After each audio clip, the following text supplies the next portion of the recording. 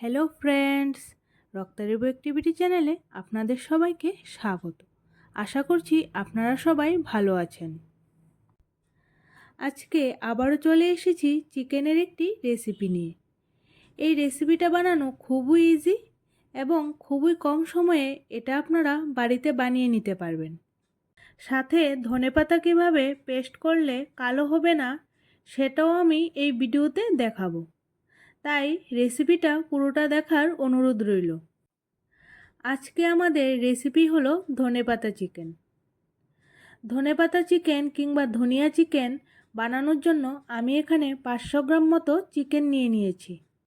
এবারে চিকেনটা আমাদের ম্যারিনেট করে নিতে হবে স্বাদ মতো নুন আর সামান্য একটু হলুদ গুঁড়ো দিয়ে। আচ্ছা, এখানে একটা ছোট্ট টিপস, হলুদ গুঁড়োটা কিন্তু আপনারা খুব বেশি দিয়ে দেবেন না।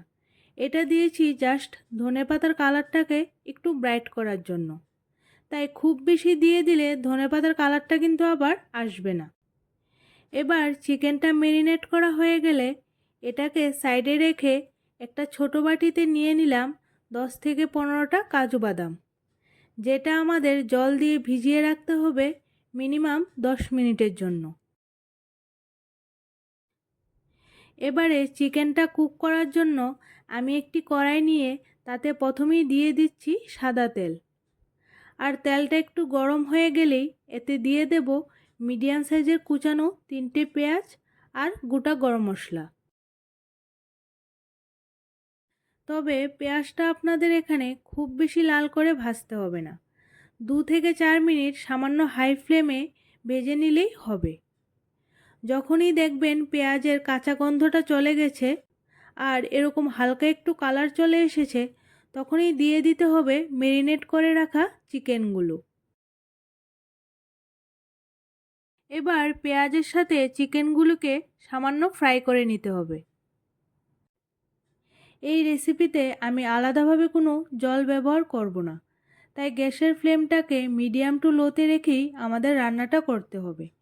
খুব বেশি হাই ফ্লেমে রান্না করলে চিকেনটা থেকে জল ছাড়বে না, আর আলাদা জল ব্যবহার করলে গ্রেভির টেস্টটাও ভালো আসবে না। এই অবস্থায় আমি এখানে দিয়ে দিচ্ছি আদা রসুন বাটা। আর আদা রসুন বাটা দেওয়ার সাথে সাথেই দেখবেন চিকেনটা থেকে জল ছাড়তে আরম্ভ করেছে। সাথে দিলাম 1 চামচ জিরে আর হাফ চামচ ধনে। এবারে সমস্ত কিছু চিকেনের সাথে ভালোভাবে মিশিয়ে নিচ্ছি।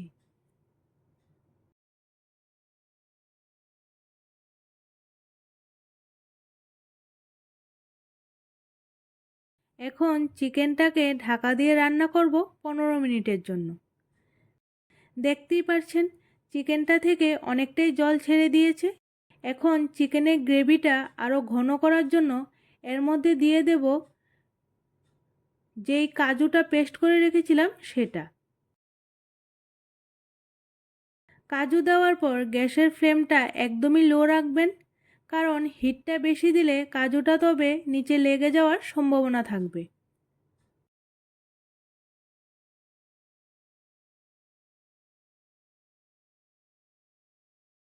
এবার আমি ধনেপাতা আর কাঁচা লঙ্কাটাকে পেস্ট করে নেব। মিক্সি জারের মধ্যে ধনেপাতা আর কাঁচা লঙ্কা একসাথে নিয়ে তাতে দিয়ে দিচ্ছি কিছু আইস কিউব। তাতে করে ধনেপাতাটা কালো হবে না। আপনারা চাইলে ঠান্ডা জল দিয়েও করতে পারেন। দেখুন ধনেপাতার কালারটা কিন্তু একদমই চেঞ্জ হয়নি। দেখুন চিকেনটা একদম পারফেক্টলি কুক হয়ে গেছে। এবার ধনেপাতার পেস্টটা দেওয়ার আগে আমি এখানে দিয়ে দিচ্ছি 1 চামচ গোলমরিচের গুঁড়ো। তারপর একবার ভালো করে মিশিয়ে নেব। আর মেশানো হয়ে গেলে দিয়ে দিচ্ছি ধনেপাতার পেস্টটা।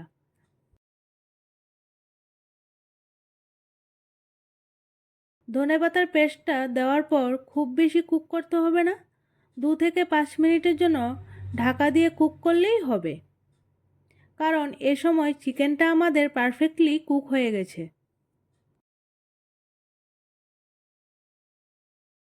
এই স্টেজে এখানে দিয়ে দিলাম সামান্য পরিমাণে ব্ল্যাক সল্ট, এতে করে এর টেস্টটা আরও অনেক গুণ বেড়ে যায়।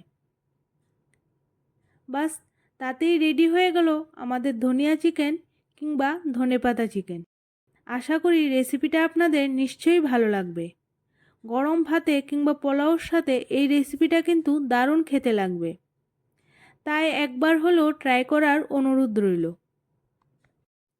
প্রতিদিনের মতো আজকের এই রেসিপিটাও যদি আপনাদের ভালো লেগে থাকে তাহলে একটি লাইক করে ফ্রেন্ডস এবং ফ্যামিলির সাথে শেয়ার করুন। আর এরকম ইজি ইজি রেসিপির আপডেট পেতে আমার চ্যানেলটিকে সাবস্ক্রাইব করে রাখুন। তবে বন্ধুরা, আপনাদের সাথে আবারও দেখা হচ্ছে নতুন একটি রেসিপির সাথে। ততক্ষণের জন্য এই রেসিপিটাকে এনজয় করুন। Good bye.